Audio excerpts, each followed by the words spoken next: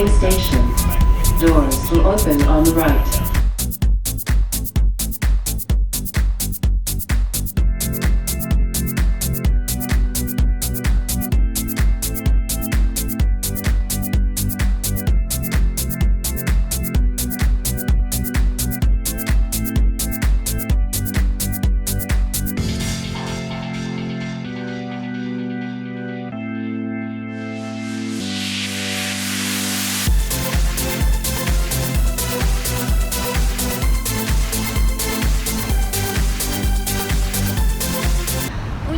Passando por aqui, fiquei encantada com essa igreja. Ela é linda por fora. Então comecei a investigar e descobri que ela também tinha uma história incrível por trás dela e que ela era linda não só por fora, como por dentro. Por isso hoje eu convido vocês a virem descobrir comigo os encantos da Catedral de St. James, não só a principal igreja daqui, como também a primeira congregação de Toronto.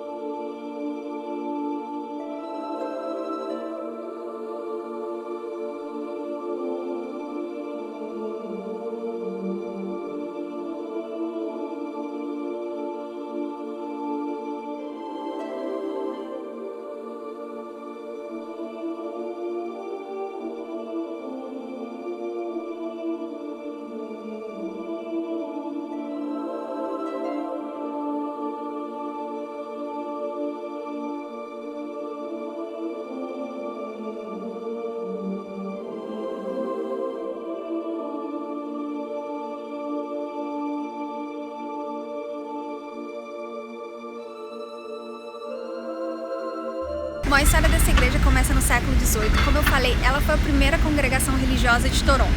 Eu digo primeira congregação porque, na verdade, a primeira igreja não era essa. Era uma igreja de madeira que foi construída pelos ingleses que chegaram aqui trazendo a fé anglicana para o Canadá. E aí, no século XIX, ela foi reconstruída já nos moldes que é hoje e foi muito influenciada pela arquitetura europeia da época. Por isso a gente pode dizer que ela é um estilo neogótico.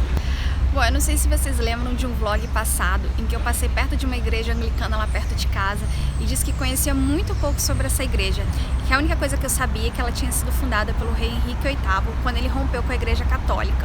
E aí eu resolvi fazer meu dever de casa e pesquisar um pouquinho mais sobre essa igreja para quando eu viesse aqui poder falar um pouco melhor para vocês sobre isso. E o que eu descobri é que, na verdade, a história é um pouco mais complexa do que eu aprendi na escola.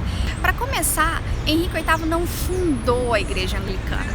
Na verdade, a Inglaterra naquela época era teoricamente católica. E como um país católico, o seu soberano religioso era o Papa. Então eles se submetiam às regras do Papa.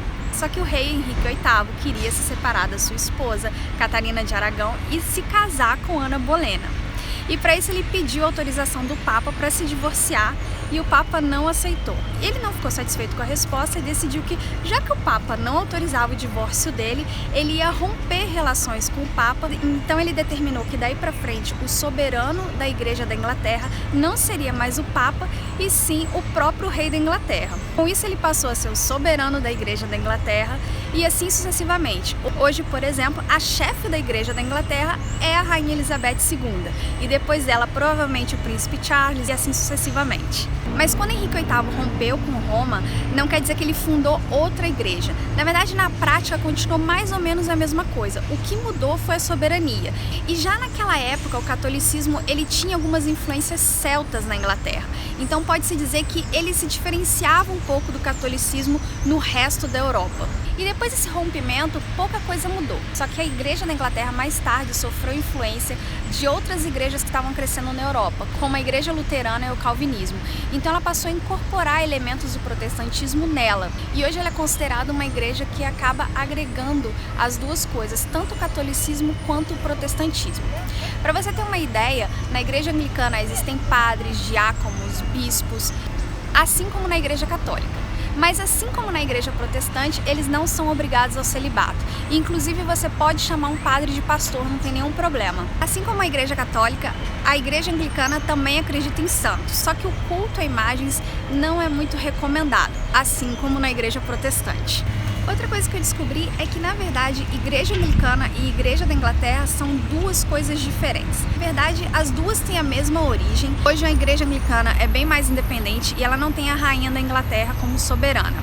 Mas a igreja da Inglaterra é considerada uma igreja anglicana. Eu realmente acho que quando você vier a Toronto, você tem que vir aqui na Catedral de St. James. Se não for pela fé cristã, você tem outros motivos, como a arquitetura linda dela ou esse jardim maravilhoso aqui do lado de fora.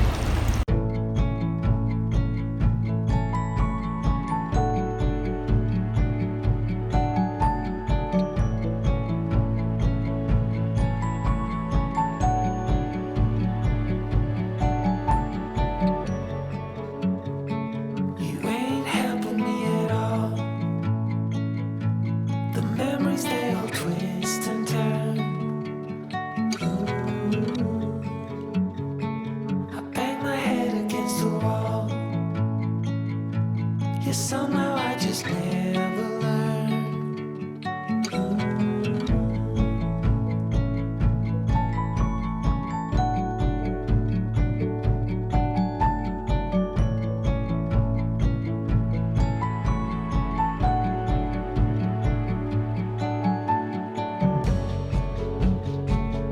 In the back of the schoolyard, where we used to play hide and seek.